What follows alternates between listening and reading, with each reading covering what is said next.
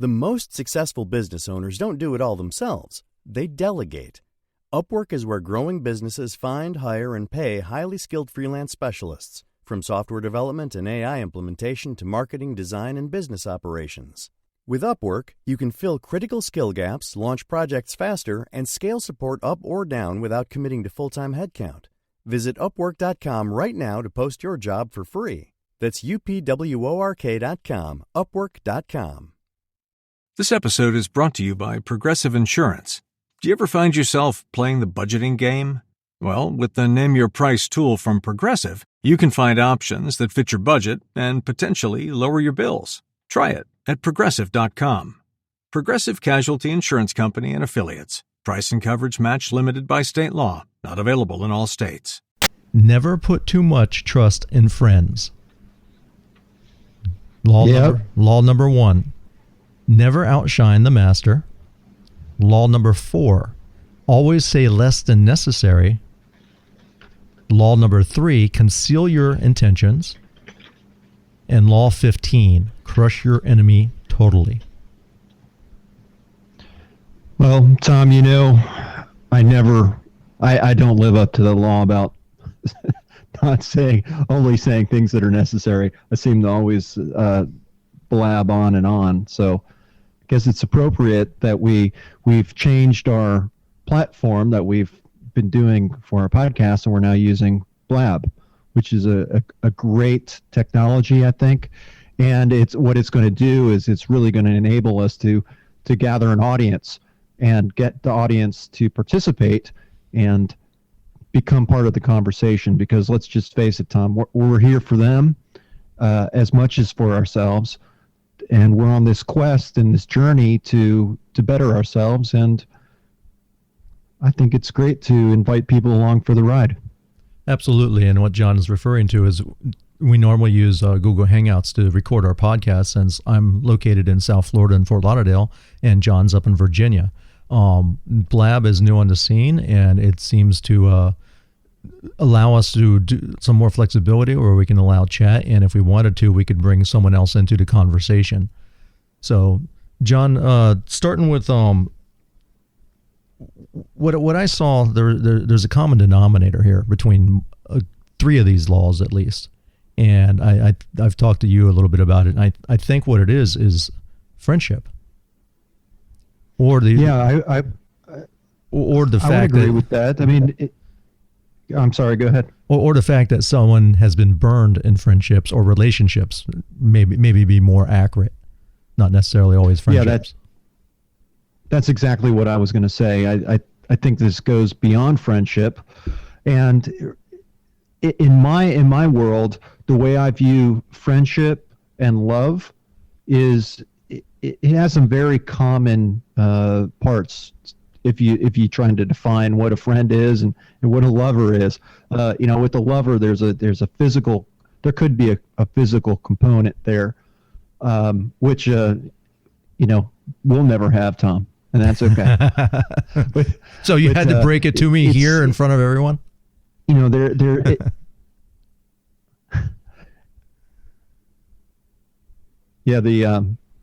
You're cutting out on me, but love and friendship have some have some common things that they share, and I think if you look at I guess I lost Tom. Well, I'm going to keep on talking. If you look at friendship and love, and look at the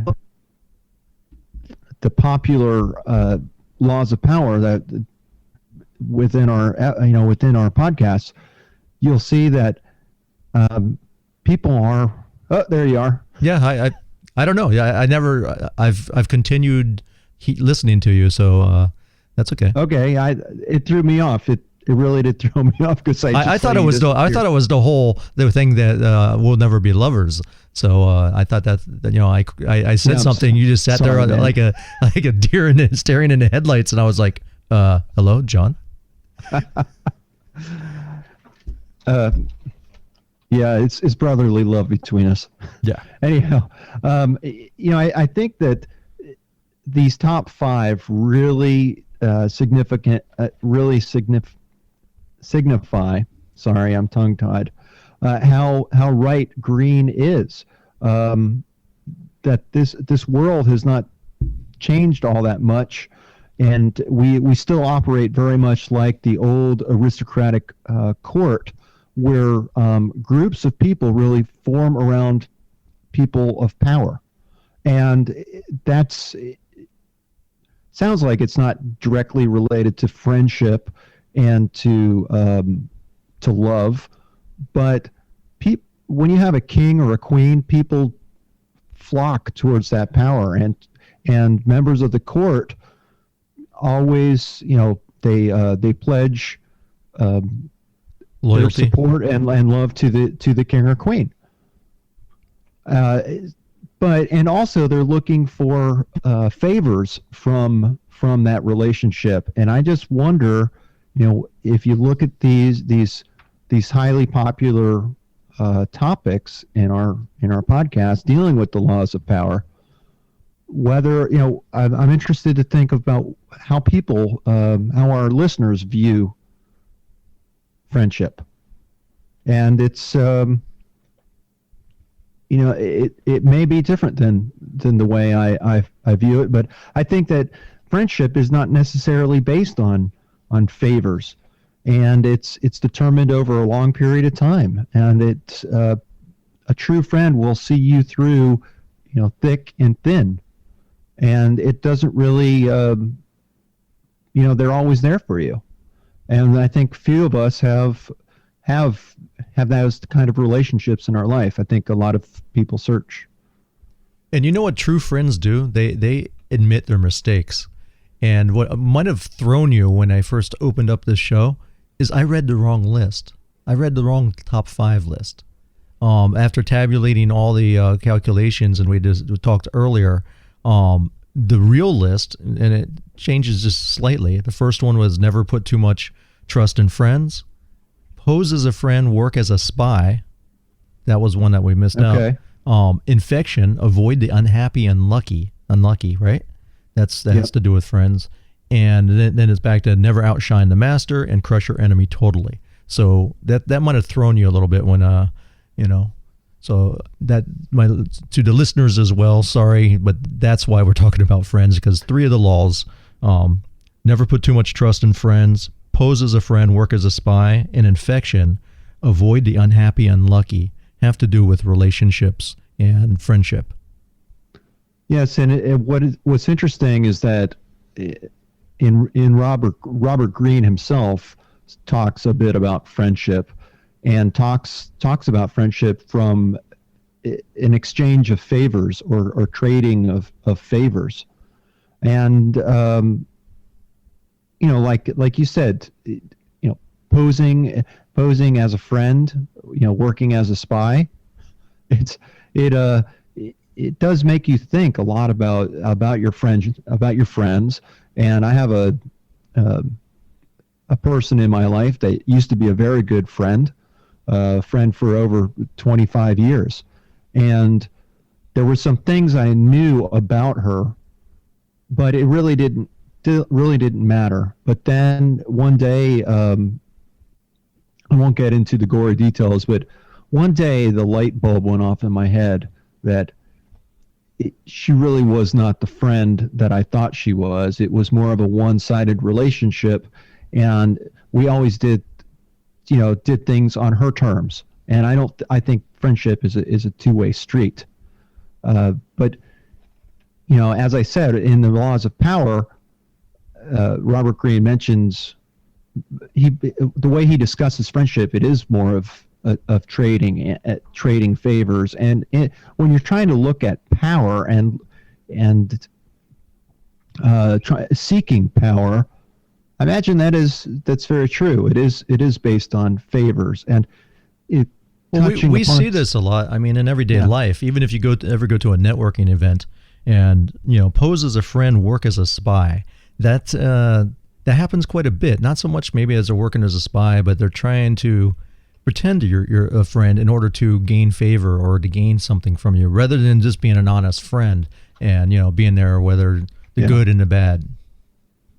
Yeah, going back to my definition of what a friend is, some of my best friends, and you included in this, have called me out when I was maybe going astray or doing something wrong, or making a big mistake. You have the guts to tell a friend, hey, you know what? I just tell them the truth. And I've had that happen to me several times in my life where I was being a jerk, and my friends called me out on it, and I started going down a path that the people who really knew me and loved me and cared for me knew that wasn't really who I was. And they said, you know what, you better look at what you're doing and think about this path that you're heading down, because we don't think that you really want to go there. And, it might, when someone tells you something like that, it does take you kind of aback. Hearing that is difficult, I think, for anyone. And it certainly was for me. Well, how do you feel about Law 10, which is infection, avoid the unhappy and the unlucky? How does that play into as far as friends that you might have had in the past? Well, I think that life is full of up and downs, and life is not always going to be good. It's not always going to be bad, but there are people out there who tend to lean towards one way or the other. And I think that we build our own luck, and we create our own luck.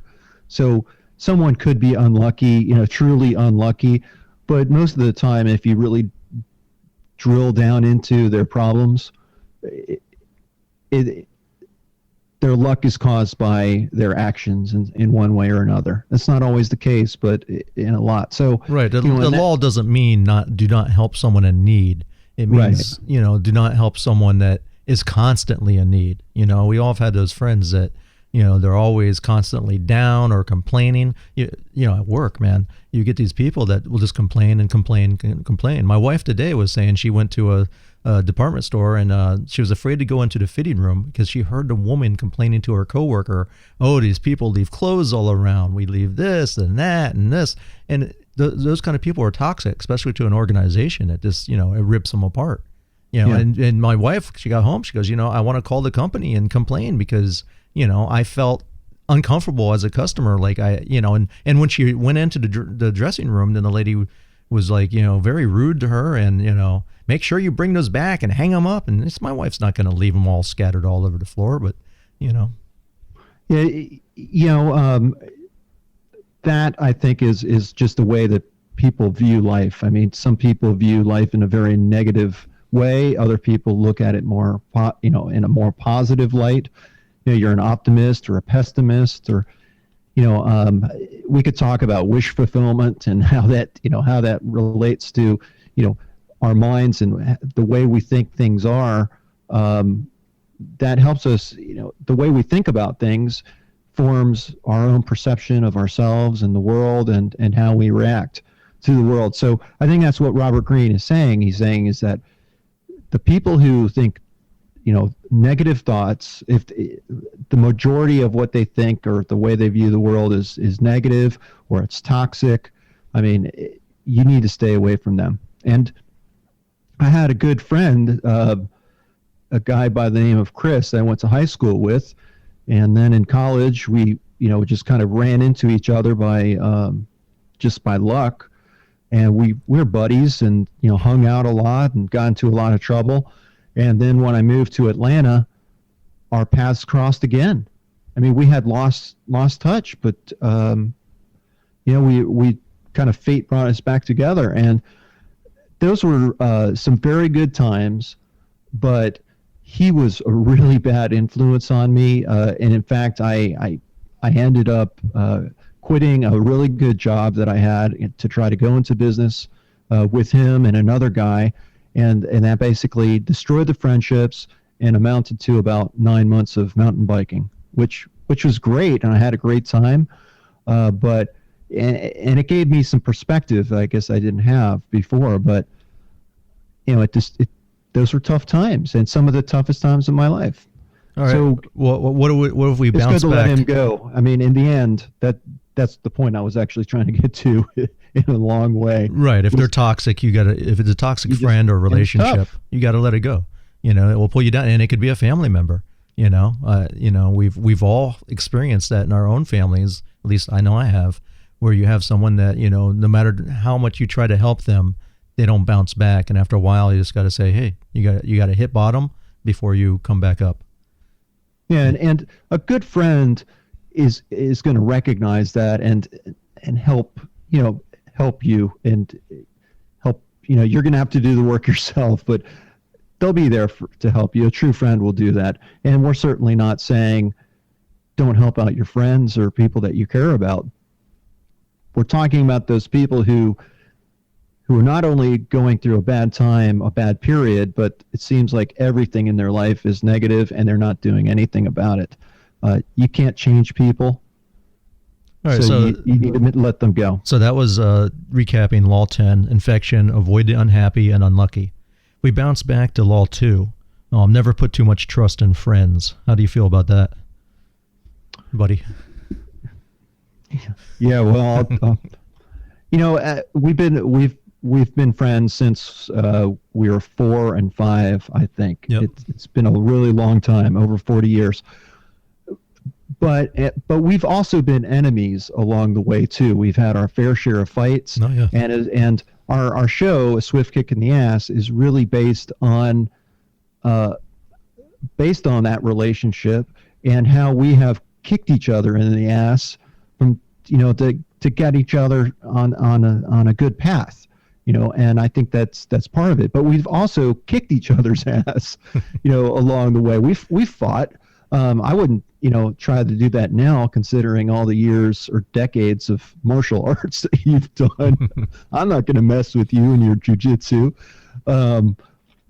But I think we've grown up and matured, and we have that level of friendship. But trusting your friends, they are people who know you are in the best place to hurt you. Exactly. And therefore, you have to be careful with that. And I think that what that does is, I think one of the reasons why these episodes are so popular is because so many people have been burned by a friend, by a spouse or a lover or a boyfriend or girlfriend, whoever, someone you've had a deep relationship with. So that creates anger, it creates hatred, and a number of very negative feelings. Yeah, that's that whole fine line between love and hate, that deals with relationships or divorce, how they can get so ugly and so nasty. Right. And what, Robert Greene, there's so great quotes in this book, throughout the book, but he says an emotional response is the single greatest barrier to power, and that it can cost you much more than whatever you feel you can gain by expressing that feeling. I think I just messed that up. I was paraphrasing it. I mean, almost every law that is in his book has to do with self-control and calculation. You have to be very calculating, but you also have to be very patient and self-controlled. Yes, absolutely. And what he said is that, and this is true, emotions cloud your reason. So, and they loosen your grip on control. So if you're taking action based on emotion, you're gonna lose control. And I guess what I was trying to say before is that sometimes we could speak first, without really thinking about it, and that can cost you in many, many ways. I mean, we could speak, maybe we could even get physical about it. Say someone says something and you lash out and hit them. I mean, there's That is going to cause you a lot of problems if you're taking action just out of pure emotion. And what Greene is saying you're best off to control that emotion, and use it to your advantage. Don't try to suppress it. Acknowledge what you're feeling, because you're feeling a certain way because of whatever's going on, because of the circumstance. Now, Greene also talks about becoming friends with your enemies, right? In order to learn about them and keep them, the old saying, keep your enemies or your friends close and your enemies closer. Yeah, that is true. And why does he say that? Well, you can keep an eye on them.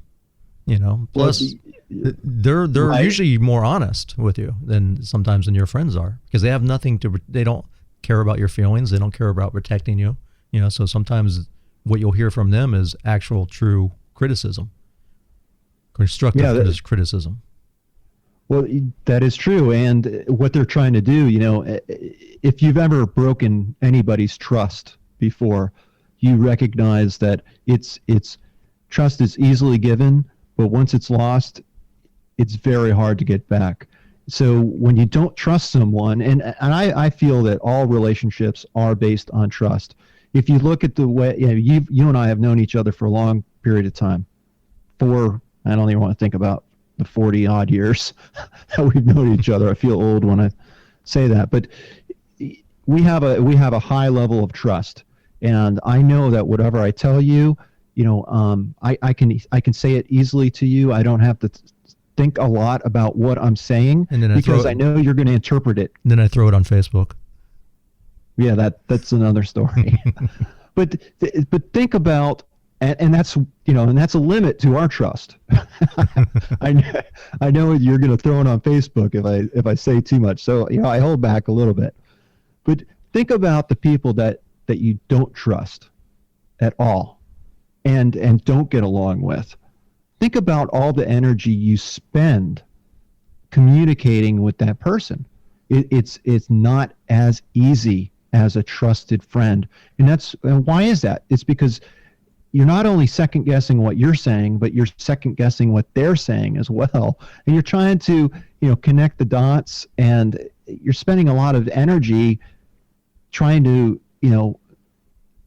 figure out what this other person is either up to, or what they're really saying, or, it's all trust is the basis of all communication. I think the better you imagine when you go on to a dinner party function at work, right? As compared to hanging out with your family and having a dinner party. Like last night, we had my mother-in-law's birthday, and I have all my family and friends around, and like you said, I can let my hair down, which I don't have any hair, but you're totally relaxed. You don't have to worry about some secret agenda. But if you go to a party with the same amount of people, with people from work, you're on guard, you're watching what you say, it's very different. And like you said, it's stressful. By the end of the night, man, you're done, you're tired.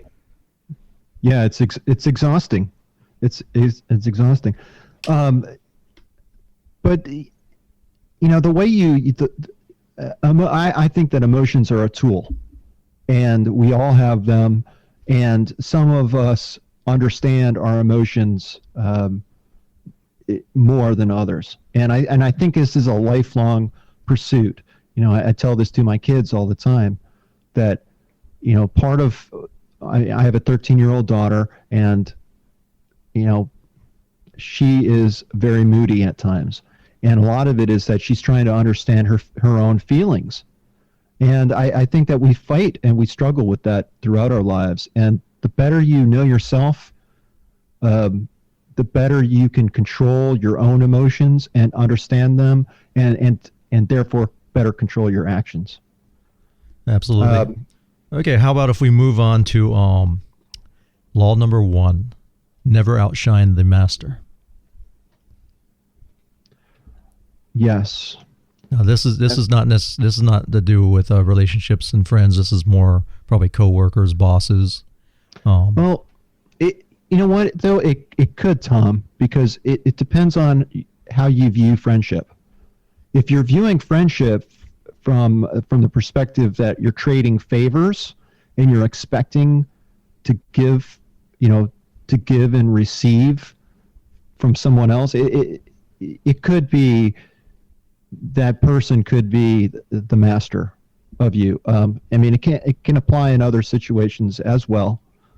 I mean, let's face it, if you work for anybody, which most of us do, I mean, even if you work for yourself, like Bob Dylan said, we all have to serve somebody.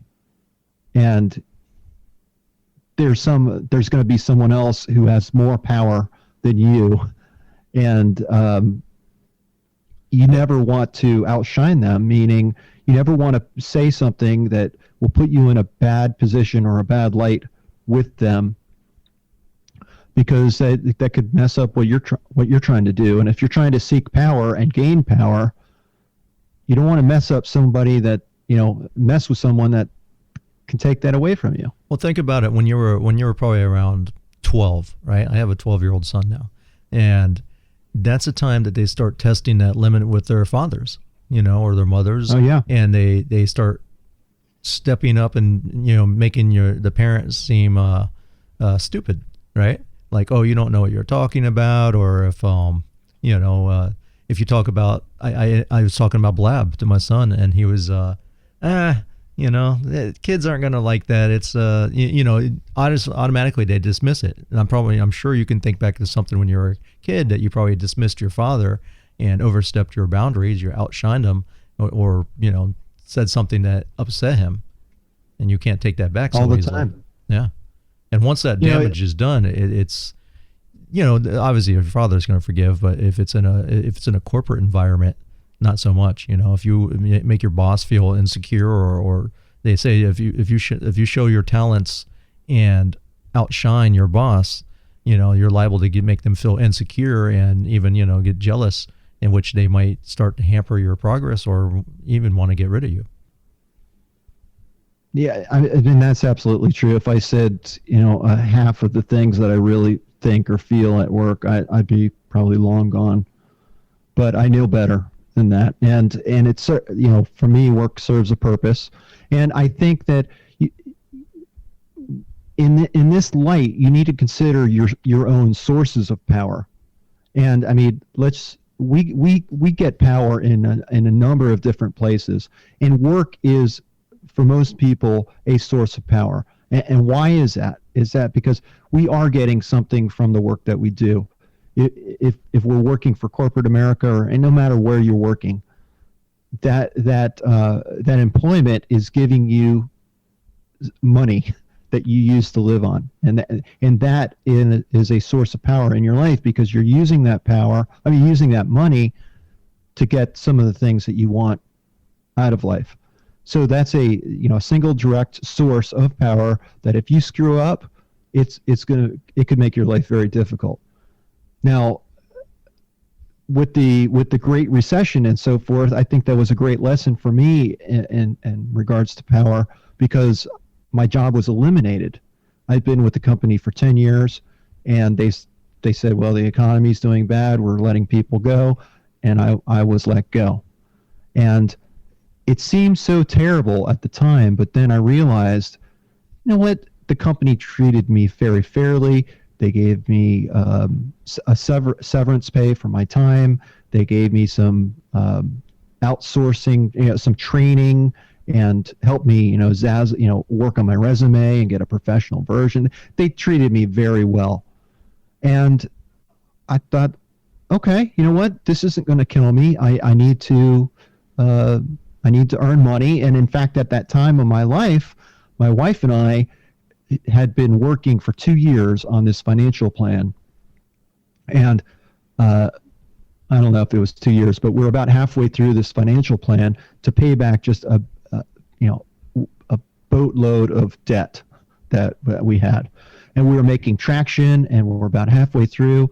And then I lose my job. I'm thinking, crap, what am I going to do? But I turned it around, and what I figured out is that if I had my severance, and if I got another job, I'd actually have 2 paychecks coming in. And I thought about how I could use that money to suit my purposes. And long story short, within 2 months, I was back at the same company, making more money, working from home, and getting a severance. Yeah, I had to give up. A couple months of severance. Gotcha. I thought you were still garnishing or still getting the severance on top of that.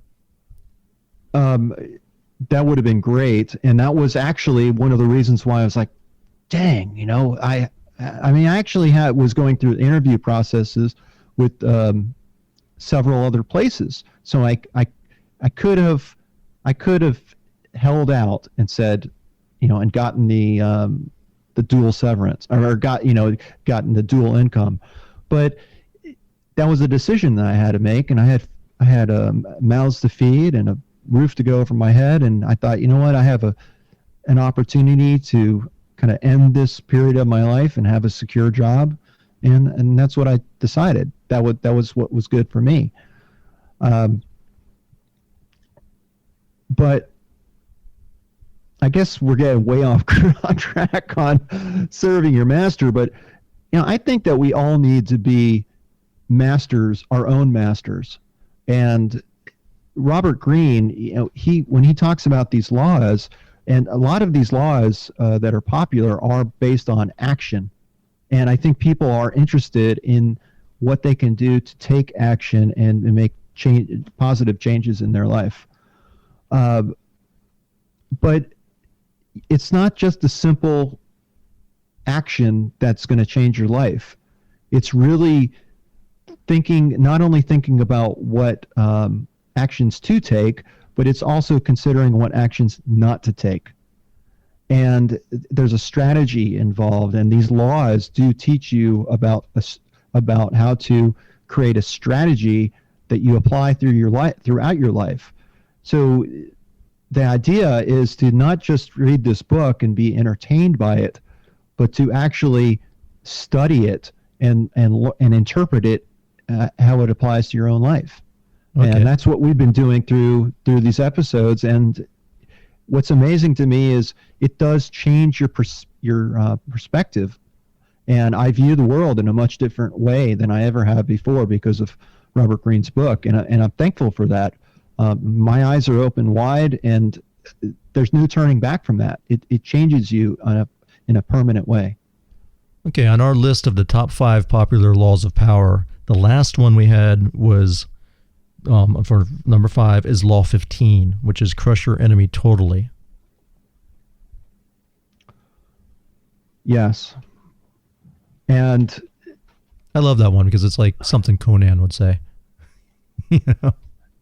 Yeah, it is. And in the chapter, in that particular law, they do mention war a lot, and how important it is to crush your enemy, because if you show mercy, then you're basically giving them time to recoup and gain their strength back and use that against you. Right. They equate it to a fire, saying that if you leave one ember burning or even smoldering, that eventually it will break out and become a fire, which is the same thing. You leave your enemy alive and he can come back, for revenge. It's the premise of almost every action movie that's in America, right? The bad guy is like, the good guy loses, the bad guy hurts him in some way, takes his family, hurts someone, takes something dear to him. And, he trains and then comes back and is victorious. Yeah, and it all is what? It's driven by emotion through hatred or, or anger. And you do not want to leave that open. Now, so Tom, how do you think that how people can apply that in everyday life?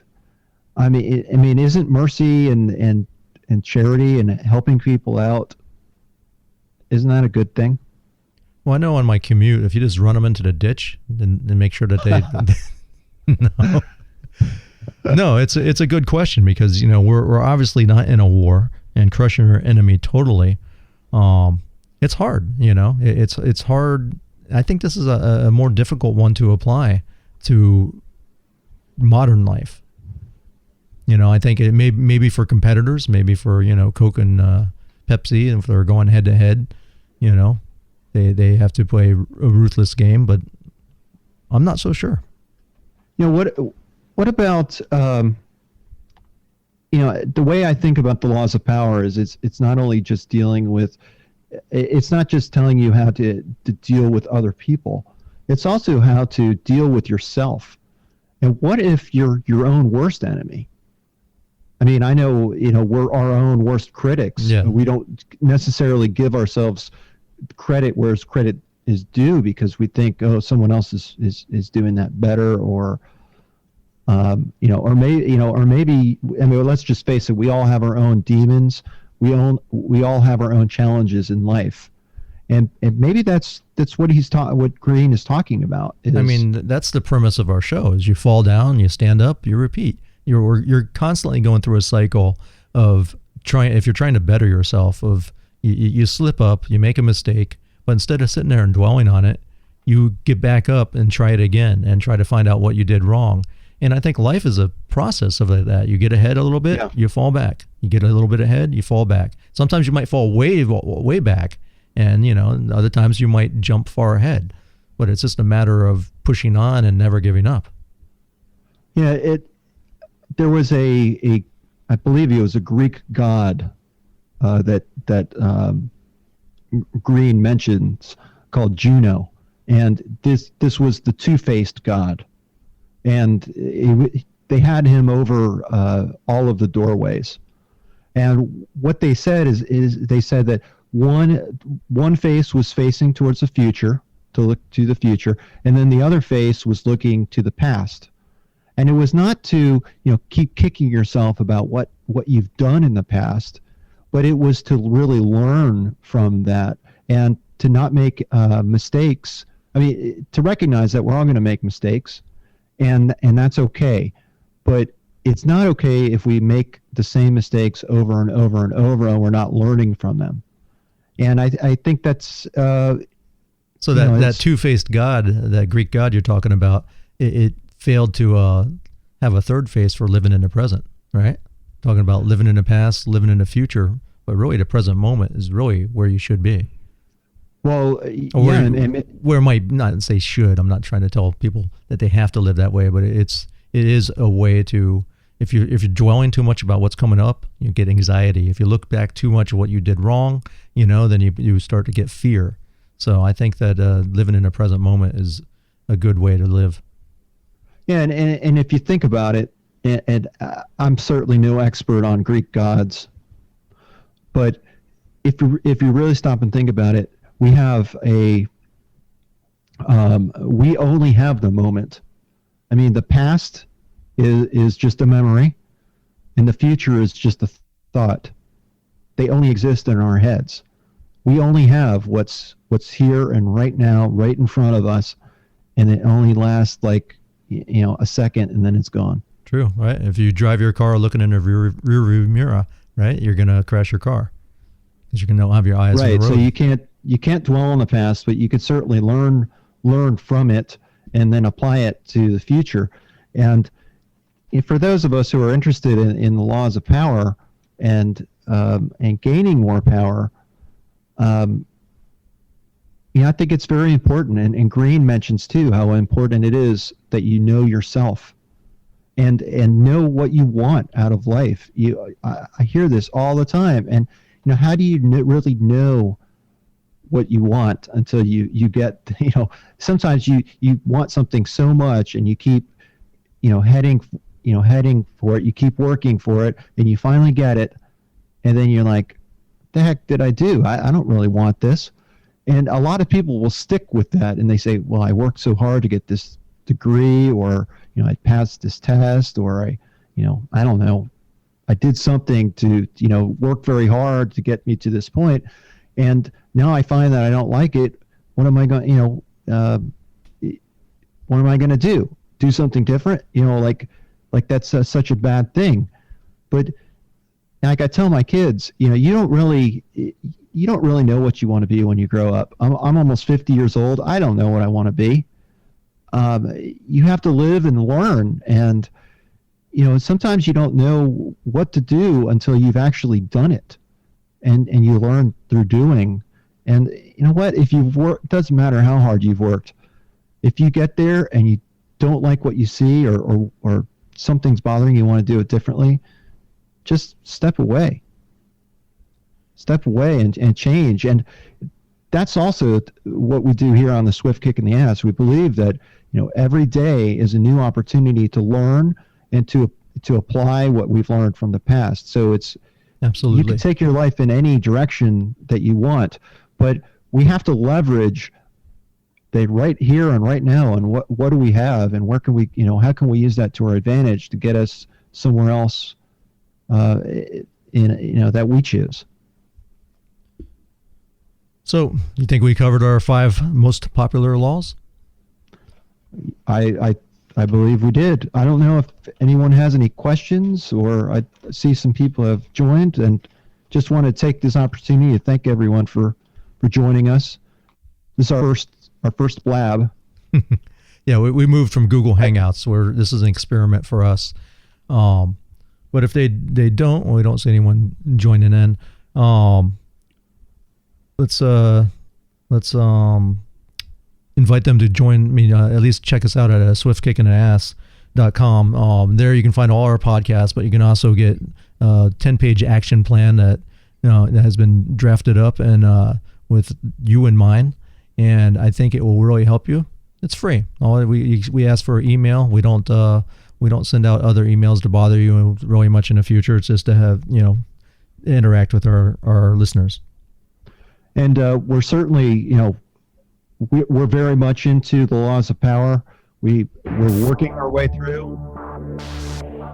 We're going to finish to the end. Well, this is Tom. Thanks for listening. And thanks.